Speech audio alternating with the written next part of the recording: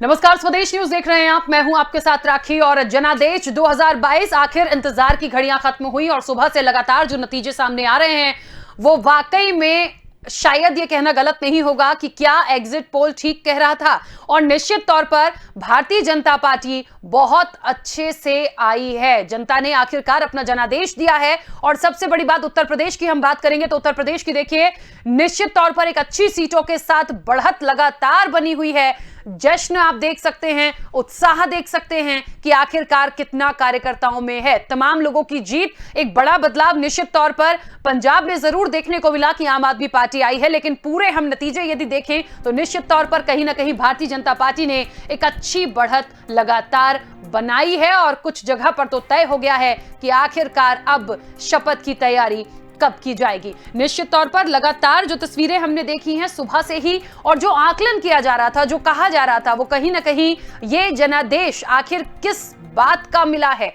विकास कार्यों का जो किया गया, जो कहा गया, जो बताया गया, बहुत सारी चीजें थी। देखिए, मुद्दे बहुत सारे महत्वपूर्ण थे। चाहे हम कृषि कानून बिल की बात करें, चाहे हम अपराध की बात करें, बहुत सारी चीजों को लेकर सरकार पर सवाल उठाए गए थे। और इसको लेकर कहीं ना कहीं कहा जा रहा था कि उत्तर प्रदेश में बहुत मुश्किल हो जाएगी। लेकिन उत्तर प्रदेश में जो नतीजे हमने देखे हैं, जो बदलाव हम देख रहे हैं, वो वाकई में कहीं ना कहीं दर्शा रहा है कि आखिरकार एक बार फिर जनता ने भारतीय जनता पार्टी को चुना है। मैं इस चर्चा को आगे बढ़ाऊंगी। हमारे साथ मेहमान जुड़े हुए हैं। सबसे पहले मैं आपका परिचय करा दूं। भारतीय जनता पार्टी का पक्ष रखने के लिए दीपक बघेल जी हमारे साथ जुड़े हैं। दीपक जी, बहुत स्वागत चर्चा में जुड़ने के लिए। और सपा का पक्ष रखने के लिए अकमल इमाम जी हमारे साथ जुड़े हैं। अकमल इमाम जी, आपका भी बहुत स्वागत है। चर्चा की शुरुआत अकमल जी सबसे पहले आपसे, क्योंकि मुझे बहुत अच्छे से याद है कल भी आप मेरे साथ चर्चा में थे और बहुत सवाल उठाए गए थे एग्जिट पोल पर, तमाम चीजों पर। आज क्या कहेंगे? मानेंगे, स्वीकारेंगे या अभी भी इंतजार करेंगे? देखिए, निश्चित तौर पे अब जनमत जो आ गया है उसे स्वीकार करते हैं हम लोग, तो हर स्वीकार करते हैं। लेकिन देखिए, सवाल ये है, सवाल हमारा वही है कि जिस तरीके से बनारस में, सोनभद्र में और बरेली में और इलाहाबाद में जिस तरीके से चुनाव आयोग के दिशा निर्देशों का या तो उनके अधिकारियों की मिली भगत से या किसी अन्य तरीके से जो मखौल उड़ाया गया, पूरे जनता का जनमत को चोरी करने का पूरा प्रयास था, वो किया गया। अब निश्चित तौर पर शासन बन गया। हम ये कह सकते हैं कि भ्रष्ट प्रशासन और 5 किलो राशन, इसने कहीं न कहीं लखीमपुर खीरी, उन्नाव, बेरोजगारी, महंगाई, इन सब मुद्दों पर भ्रष्ट प्रशासन और 5 किलो राशन भारी पड़ गया। ठीक है। दीपक जी, एक उम्मीद और जो कहा जा रहा था 300 के पार, क्या लग रहा है 300 पूरे जाएंगे? अभी भी उम्मीद है या जो तस्वीरें हम देख रहे हैं स्टॉप है, थोड़ा सा और बढ़ेगा? लेकिन हाँ, जो कह रहे थे वो दिख रहा है।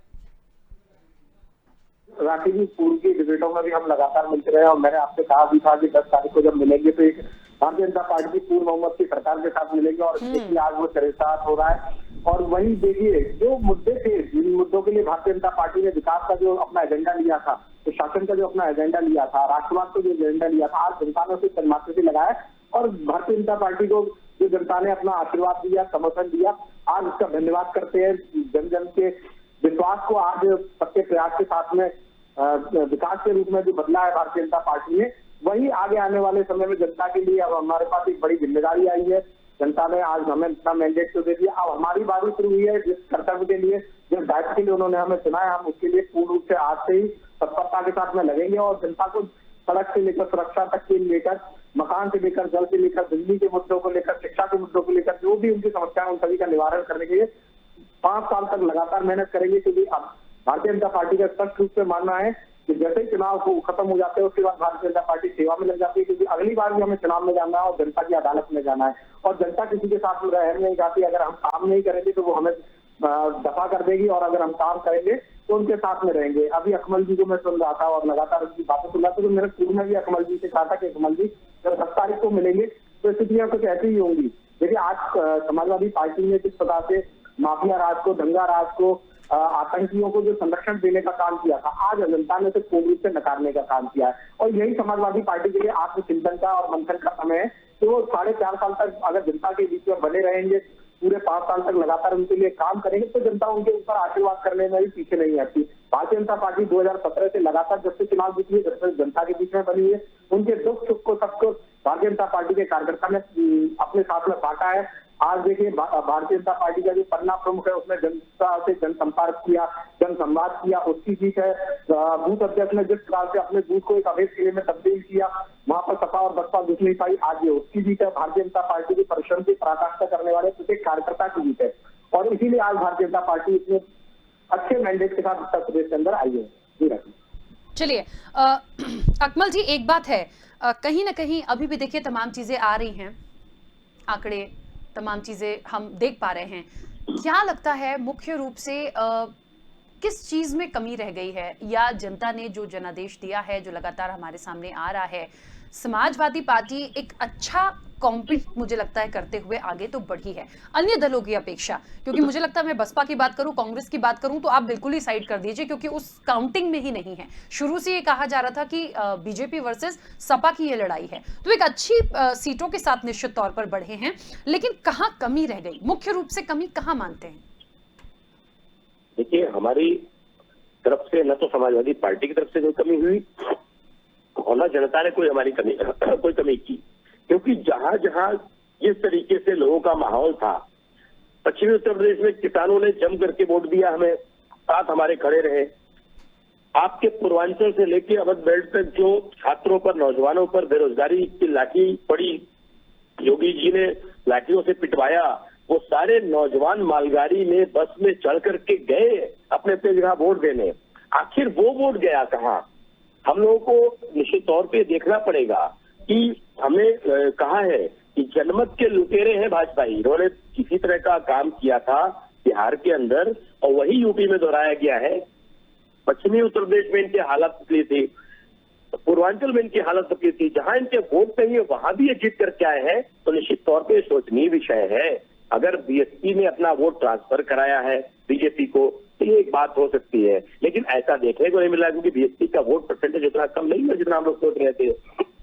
इसको देख करके लगता है कि जो जनमत की चोरी का हम लोगों का आरोप है, ये अक्षरशः सत्य है। लेकिन अब क्योंकि आ चुका है रिजल्ट, तो हम सभी जीते हुए लोगों को बधाई देते हैं, और ये चाहेंगे योगी जी से कि अगर वो फिर मुख्यमंत्री बन रहे हैं तो उन्हें जनता की हित को सोचना है, व्यापारियों के हित को कम करके थोड़ा दंगा लड़ाई और बांटने की राजनीति छोड़ करके लोगों को जोड़ने की राजनीति शुरू करें और अच्छी तरीके से उत्तर प्रदेश को चलाएं। उनके लिए उनको बधाई देते हैं। चलिए, कितनी उम्मीदें सरकार से करेंगे, क्योंकि बार बार बाहुबलियों की बहुत बात निकली, बाहुबलियों के साथ साथ क्राइम के रिकॉर्ड्स की, अपराधों की बहुत बात निकली कि ऐसा होगा वैसा होगा, एक दूसरे पे बहुत आरोप प्रत्यारोप लगाए गए थे। कितनी उम्मीद कानून व्यवस्था को लेकर सरकार से आप रखते हैं? क्योंकि एक अच्छा विपक्ष भी निश्चित तौर पर उत्तर प्रदेश की जनता ने दिया है। मैं तो ये कहूंगी उन सीटों के साथ जितनी सीटें अब तक मिली हैं, और आगे लगातार ये चीजें चल ही रही हैं, तो एक अच्छा विपक्ष भी है। तो मुझे लगता है मजबूती के साथ पूरा अधिकार है समाजवादी पार्टी को तमाम जगह पे सवाल उठाने का और बोलने का। राखी जी, निश्चित तौर पे समाजवादी पार्टी ने सड़कों पर संघर्ष किया है। जनता की बात आएगी, आवाम की बात आएगी, तो निजाम से युद्ध करने में हम न पीछे हटे हैं न पीछे हटेंगे। आवाम की बात आएगी तो निजाम से जंग होगी, लेकिन अब ये निजाम को समझना है। हम उनको बधाई दे रहे हैं, जरूर वो जीते हैं, लेकिन उनको जन भावनाओं का आदर करना होगा। जिस तरीके से उन्होंने युवाओं को बेरोजगार करने का काम किया, महिलाओं के सम्मान का कोई काम नहीं किया, तो ये चीजें थोड़ा सा सरकार को देखनी होगी। रोजी रोटी से जोड़ने का जो मुद्दा है, जो हम लेकर के आए हैं, पुरानी पेंशन जो हमारी योजना थी, हम चाहते हैं कि समाजवादी पार्टी का जो मैनिफेस्टो है वो, और भारतीय जनता पार्टी का जो मैनिफेस्टो है, वो भारतीय जनता पार्टी जो मैनिफेस्टो लेकर के आई है उस पर अपना काम करे, और जहां विपक्ष की जरूरत सहयोग की पड़ती है हम सहयोग करेंगे, लेकिन अगर जनता के खिलाफ ये काम करते हैं तो हम इनका सदन से लेकर सड़क तक विरोध करेंगे। ठीक है दीपक जी, क्या लगता है, जितनी बातें कही जा रही थी और बड़े बड़े शिलान्यास हुए थे, बहुत सारे लोकार्पण हुए थे, और अनाज वितरण की बात हो, और भी सारे, मुझे लगता है बहुत सारे मुद्दे थे जिसपे हमने इस पूरे इलेक्शन में हमने चर्चा की थी, ये उसका ही फायदा मिला, या कहीं ना कहीं जो नरेंद्र मोदी का चेहरा है, या जो एक लहर है वो काम करके गई? देखिए राकेश, दोनों चीजों का फायदा भारतीय जनता पार्टी को मिला। नरेंद्र मोदी जी एक लोकप्रिय नेता है, वाराणसी से सांसद है, और जो उनका आत्मिक संगम वाराणसी के अंदर जनता के साथ में देखने को मिला, आत्मिक मिलन देखने को मिला। प्रधानमंत्री रहते हुए, प्रधान सचिव रहते हुए उन्होंने जनता के साथ में बहुत आसानी से और बिल्कुल साधारण रूप से उनसे मुलाकात की। तो ये जनता का विश्वास है अपने नेता के प्रति, वो जागृत होता है। अपने नेता में विश्वास जनता ने किया और वो वहां पर देखिए उनकी विशाल जनसभा में देखने को मिला। जिस प्रकार से आप जिधर भी देखते थे नरमुंडी नरमुंड नजर आते थे, इतनी विशाल जन सैलाब वो उनकी रैलियों में देखने को मिलता था। तो वो ही वोट में कन्वर्ट होने का काम किया। भारतीय जनता पार्टी के जो नेता है उन्होंने लगातार प्रशासन, विकास, राशन, इन सब पर बात की। हमने शिक्षा के ऊपर भी बात की। हमने अपना रिपोर्ट कार्ड भी 5 साल का पेश किया। इससे पहले किसी सरकार ने अपना रिपोर्ट कार्ड पेश नहीं किया। और हम तो बिल्कुल विकास के मुद्दे पर गए। बाकी जो विपक्षी पार्टी थी उन्होंने ही मुद्दों को भटकाने का काम किया। जब हम गन्ना की बात कर रहे थे तो ये जिन्ना की बात करने लगे। जब हम विकास की बात कर रहे थे राजनीतिक दुश्मन पाकिस्तान को मानने लगे। फिर ये दंगाइयों को लेकर आए, फिर उन्होंने जात के अंदर जोड़ा, फिर उन्होंने जाट को अलग किया, फिर उसके बाद इन्होंने यादव को अलग किया, फिर उन्होंने पिछड़े वर्ग को अलग किया, फिर अति पिछड़े वर्ग से आए। तो ये लगातार इनकी तोड़ने की राजनीति। और जबकि भारतीय जनता पार्टी ने कहा था सबका साथ, सबका विकास, सबका साथ और सबका प्रयास के साथ में भारतीय जनता पार्टी चुनाव लड़ेगी। और भारतीय जनता पार्टी उन्हीं मुद्दों के साथ में आज देखिए चुनाव के अंदर गई। और जनता ने वास्तव में भारतीय जनता पार्टी के उस नारे को अपना नारा समझा और इसीलिए जनता ने इतना भर भर के उनको वोट दिया। आज देखिए इतिहास भी दोहराया है। 21 मुख्यमंत्रियों में केवल 3 मुख्यमंत्री ऐसे जिन्होंने उत्तर प्रदेश के अंदर 5 साल का कार्यकाल पूरा किया। और उनमें से योगी आदित्यनाथ जी ऐसे पहले मुख्यमंत्री है जिन्होंने दोबारा उत्तर प्रदेश का मुख्यमंत्री बनने का यहाँ पर उन्होंने जनता ने मैंडेट दिया। तो ये बहुत बड़ी बात है। इतिहास दोहराने के लिए हम आए थे। इससे पहले भी 2017 के अंदर हमने एक ऐतिहासिक जीत दर्ज की थी और ये लगातार सिलसिला जारी रहा है। क्योंकि भारतीय जनता पार्टी का जो प्रत्येक कार्यकर्ता है वो अपने स्वार्थ के लिए काम नहीं करता, वो केवल राष्ट्र के लिए काम करता है। हम अपने व्यक्तिगत स्वार्थों के लिए काम नहीं करते, हम जनता की सेवा के लिए काम करते हैं। और उसी जनता ने समझा हमारे सेवा भाव को। और जिस प्रकार से कोरोना की महामारी के समय से भारतीय जनता पार्टी का एक एक कार्यकर्ता जनता की सेवा के अंदर लगा, लोगों ने उस भाव को भी समझा। भारतीय जनता पार्टी ने जैसे ही जनता को जरूरत थी उस हिसाब से उनको पास राशन भिजवाने का काम किया। लोगों ने उस भाव को भी समझा। बच्चों के अकाउंट में सीधा डीबीटी के माध्यम से जो जूते, मोजा, बैग और कॉपी किताब खरीदने के लिए पैसा भेजा, लोगों ने उसको समझा। भारतीय जनता पार्टी ने लगातार 4.5 लाख रोजगार सीधे उपलब्ध करवाने का, 3.5 लाख अलग और विभिन्न माध्यमों से, स्वरोजगार के माध्यमों से जो रोजगार उपलब्ध कराने का काम किया, उसको भी जनता ने समझा। और देखिए बहुत महत्वपूर्ण बात है, हमारा संकल्प पत्र भी है। हमने पूरा वादा किया है कि 2027 तक 5 वर्षों के अंदर हम प्रत्येक परिवार को रोजगार या स्वरोजगार के माध्यम से जोड़ेंगे। और ये भारतीय जनता पार्टी आज से और अभी से इसी काम पर लग गई है। भारतीय जनता पार्टी ने कहा था किसानों को मुफ्त बिजली देंगे, तो हम वो आज से और उसी के लिए लग गए हैं। भारतीय जनता पार्टी ने कहा था प्रत्येक महिला को होली और दीपावली हम गैस के सिलेंडर देंगे, भारतीय जनता पार्टी इसी काम पर लग गई है। भारतीय जनता पार्टी ने कहा था कन्या सुमंगला के तहत हम 25,000 राशि बढ़ाएंगे, भारतीय जनता पार्टी इसी काम पर लग गई है। हमने कहा था कि 1 लाख तक हम बेटियों की शादी में कन्यादान देंगे, भारतीय जनता पार्टी लगातार इन्हीं मुद्दों पर काम किया और जनता ने बिल्कुल भरोसा दिखाया। देखिए पहले पेंशन 300 रुपए जाती थी, हमने उसे सालाना 12,000 किया और अब हम 18,000 करने जा रहे हैं। ये सारी जो व्यवस्थाएं हैं वो जनता के प्रत्येक वर्ग के लिए थी। देखिए निम्न से निम्न वर्ग के लिए और उच्च से उच्च वर्ग के लिए हमने इंफ्रास्ट्रक्चर के क्षेत्र में भी काम किया। हमने जो सांस्कृतिक चेतना के केंद्र से उत्तर प्रदेश के अंदर हम उनके ऊपर भी काम किया। ये हमारे एजेंडे नहीं थे, ये तो हमारी भावना थी। हम चाहते थे कि ये सारी चीजों का विकास उत्तर प्रदेश के अंदर हो। और देखिए भाई दिव्य भव्य राम मंदिर आज बन रहा है, जिसका उपास कभी विपक्षी पार्टी उड़ाती थी। काशी विश्वनाथ कॉरिडोर का उपास सदस्य पार्टी का थी, आज वही बन रहा है। और देखिए जिस भगवे का इन्होंने मजाक उड़ाया था, जिस भगवे का रंग मैला हो चुका था, जिस भगवे का रंग आज देखिए उतर गया था, आज देखिए वही भगवा पूरे उत्तर प्रदेश के अंदर नजर आ रहा है। प्रत्येक जिले में, प्रत्येक कार्यालय से जिस रोड पर आए जाएंगे आज भगवा कलर नजर आ रहा है। तो ये प्रतीक है भारतीय जनता पार्टी का, प्रतीक है उन सभी लोगों का जो आज इसमें विश्वास करते हैं। और उसी के कारण है कि भारतीय जनता पार्टी को इतना बड़ा मैंडेट है। ठीक है अकमल जी, अभी कल तक में जितनी बातें कही जा रही थी ईवीएम को लेके, अब तो मुझे लगता है संदेह अब नहीं है किसी बात का, क्योंकि अब तो स्वीकार भी रहे हैं, अब तो बधाई भी दे रहे हैं, तो कम से कम इस तरह की चीजें अब तो नहीं उठाई जाएंगी। देखिए राकेश, नहीं निश्चित तौर पे उठेंगी, बातें तो उठेंगी। हम नहीं मानेंगे, मतलब अभी भी ईवीएम पे डाउट है। कैसे मान लें आप ये बताइए कि जब जो चीजें आंखों से देखी गई कि ट्रकों पे लद के ईवीएम जा रही है, आप कैसे नकार देते हैं इसको? एसडीएम की गाड़ी में वीवीपैट की पर्ची मिल रही है, आप कैसे नकार दीजिएगा इसको? कूड़े की गाड़ी में ईवीएम मिल रही है, आप कैसे नकार दिएगा इसको? ये जो चीजें सामने आई हैं वो तो कही जाएंगी।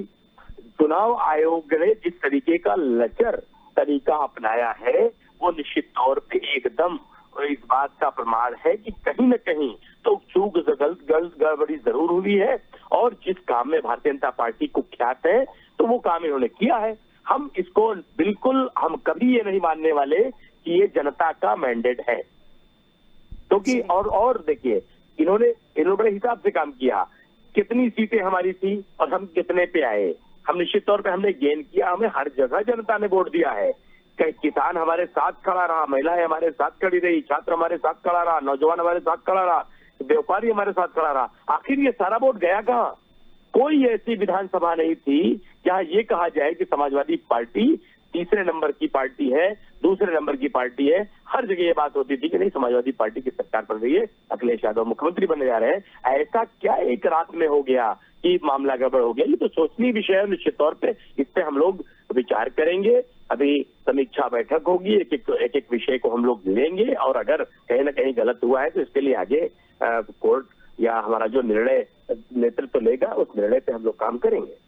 सही है। देखिए ठीक है, आपको यदि ऐसा लगता है कि कुछ बातें हैं, कल तक भी यही बातें हो रही थी कि जो चुनाव आयुक्त हैं उन्हें आकर, उन तक यदि कंप्लेन पहुंची तो उन्हें आकर बहुत स्पष्ट रूप से इन सब तमाम बातों का जवाब देना चाहिए। कई विश्लेषकों ने भी ये कहा था कि उनको जवाब देना चाहिए। अब ये एक जांच का विषय होता है कि आखिरकार क्या हुआ है। लेकिन अकमल इमाम जी, मैं इसलिए नहीं कि भारतीय जनता पार्टी की सरकार बन रही है या और सीटें बढ़ जाएंगी, मैं इसलिए ये सवाल नहीं कर रही थी। ये सवाल मैंने इसलिए किया था कि ईवीएम पर जो सवाल उठाए गए और कल तक जो शोर शराबा हम देख रहे थे, जो हंगामा हम देख रहे थे, उसके बाद ये वाकई बड़ा सवाल है कि यदि मान लीजिए आज यदि समाजवादी पार्टी की सीटें बढ़ रही होती तो फिर क्या ये हंगामा खत्म हो जाता? इस पर सवाल नहीं उठते? देखिए राखी जी, बड़ी सीधी सी बात है, सरकारें बनती रहती है। जब से देश आजाद हुआ है सरकारें बदलती रही हैं, सरकारें बनती रही हैं, सरकारें बिगड़ती रही हैं, नेता आता रहा है, जाता रहा है, जनता का काम करते। लेकिन पहली बार इतिहास में ऐसा हो रहा है 2014 के बाद से, जब जनता के मैंडेट को, उनके हक को छीना जा रहा है। तो ये जो छीना जा रहा है, इस पर तो निश्चित तौर पर ये सोचनी है कि क्या ये लोकतंत्र के लिए बेहतर है या ये खराब बात है। अगर ये ऐसा हो रहा है तो निश्चित तौर पे भारत के संविधान के लिए, भारत के लोगों के लिए निश्चित तौर पे गलत है। और ये परिपाटी अगर ऐसी रही तो जो सत्ता आएगी वो ऐसा करेगी, और ये बिल्कुल देश के लोकतंत्र के लिए बेहतर नहीं है। इसलिए हम इस बात का विरोध करते हैं। और देखिए, हमने कई बार इन चीजों को कहा कि हमने मुद्दों पर चुनाव लड़ा, जनता ने हमारा साथ दिया। जनता ने विपक्ष के रूप में भारतीय जनता पार्टी के नेताओं को जो जीते हुए थे उनका खदेड़ा तक किया। जहां जहां ऐसी स्थिति थी कि जहां लखीमपुर खीरी का कांड हुआ, आप देखिए वहां से भारतीय जनता पार्टी जीत रही है। पश्चिमी उत्तर प्रदेश में किसान आंदोलन चला, जाट। हाँ, ये आपने बिल्कुल सही बात बोली है। ये बड़ा सवाल है, मैं पूछने ही वाली थी कि ये कैसे हो गया। सवाल है, ये बड़ा सवाल है। ये सवाल है निश्चित तौर पे, अगर झोल नहीं है, कोई खेल नहीं है तो होना नामुमकिन था। तो ये कहते हैं ना, मोदी है तो मुमकिन है। निश्चित तौर पे अगर चौकीदार ही चोर है तो सब मुमकिन है। चलिए, अब आज का दिन ऐसा है कि मुझे लग रहा है, अब कह सकते हैं थोड़ा सा अंदर से जो आ रही है फीलिंग वो तो निकलना जरूरी है। ना तो इस बात की, देखिए, ना तो हमें हार की पीड़ा है क्योंकि हम इससे पहले भी हार चुके हैं। ऐसा तो नहीं कि हम पहली बार हारे हैं। हम हमेशा सत्ता में नहीं रहे हैं। हमने संघर्ष, हमारा इतिहास रहा है, हमने संघर्ष किया है, हम विपक्ष में भूमिका निभाए हैं और हम विपक्ष में भूमिका निभाएंगे। लेकिन जिस तरीके से जनता के जनादेश को चोरी किया जा रहा है, ये हमारी नैतिक जिम्मेदारी है कि हम आगे बढ़ के इस लड़ाई को लड़े। हम हारे हैं ये विषय नहीं है।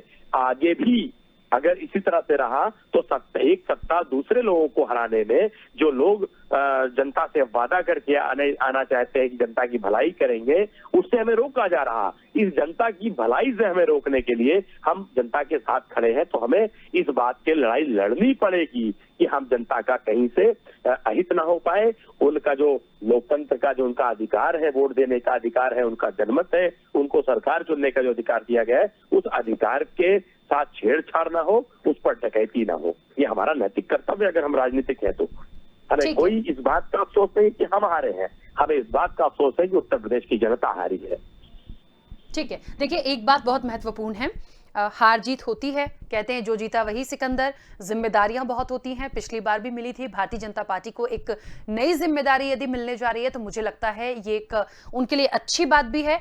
लेकिन जिम्मेदारियां बहुत बड़ी हैं। जो चीजें नहीं हो पाई उत्तर प्रदेश में, या जो चीजें कमी रह गई, या जो वादे अधूरे रह गए, कम से कम उन्हें पूरा करने का ये एक और मौका है जिसे करना चाहिए। दूसरी बात ये, दीपक जी, अभी जिस तरीके से अकमल जी ने कहा है कि इस चीज के लिए हम तो निश्चित तौर पर सवाल उठाएंगे क्योंकि जनादेश को चोरी किया है, चौकीदार चोर है, तो मुझे लगता है मुख्य जिम्मेदारी सत्ता पक्ष की बनती है कि आप इनकी कितनी मदद करेंगे, इनकी जांच में करेंगे कि नहीं करेंगे। क्योंकि मैं ये सवाल इसलिए कर रही हूं कि चुनाव आयोग की यदि जिम्मेदारी है तो यहां तो सवाल चुनाव आयोग पे भी उठा दिए जाते हैं, जबकि वो बिल्कुल स्वतंत्र संस्था है, फिर भी कहा जाता है कि सब सत्ता पक्ष के इशारे पर होता है।